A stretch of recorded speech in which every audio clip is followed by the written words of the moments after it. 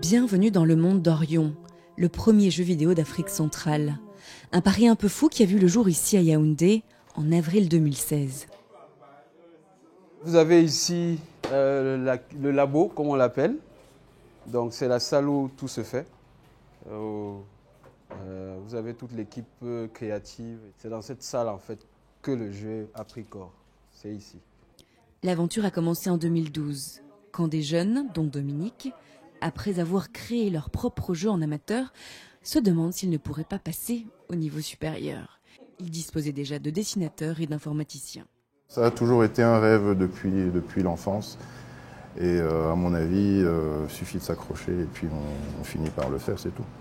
Et après, quand on a évalué ce que ça demande de faire ça à l'étranger, dans les 4 à 5 millions de dollars, et on s'est dit, mais nous, avec 200 000 euros, on te fait un phénomène. Il restait à réunir les fonds. La banque ayant refusé leur demande de prêt, ils décident de faire jouer leurs connaissances et de s'adresser à ceux qui pourraient croire en leur projet, notamment grâce à Internet. Il y a une classe moyenne qui émerge déjà de plus en plus au Cameroun et en Afrique en général. Et cette classe moyenne a de plus en plus besoin de consommer des produits qui leur ressemblent. Donc on a joué sur ce filon-là. Ils avaient besoin de 120 millions de francs CFA. Ils en ont rassemblé 27 qui leur permettront de trouver leur studio et créer leur prototype. Pour cela, il leur a fallu 163 000 heures de travail et une bonne dose de volonté.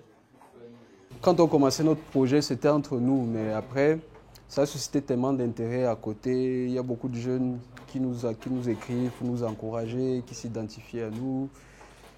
Ça donne du baume au cœur, ça donne envie de bosser. C'est ça en fait, c'est ça qui a fait qu'on réussisse à faire ça en 2 ans et demi.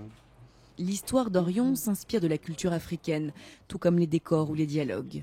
Après avoir subi un coup d'État, notre héros exilé parcourt le monde en ayant toujours à l'esprit de reconquérir son trône. Mais quand il va parcourir le monde, il va comprendre en fait, ce n'était pas aussi simple qu'il croyait. Et si jamais il revient, est-ce qu'il va apporter mieux? C'est le même problème que nous avons les jeunes aujourd'hui. Si nous prenons le pouvoir demain, est-ce que nous allons faire mieux que nos aînés ou est-ce que nous allons faire pire? Qu'est-ce que nous allons apporter en fait? Le jeu vidéo, en plus d'être simplement du plaisir, c'est aussi un énorme outil de développement, d'éducation, de partage de culture, et en plus d'extension de la culture africaine vers le reste du monde en fait. La société a d'ailleurs été baptisée Kiro Games, en référence à Kiro Maono, qui signifie vision spirituelle en swahili.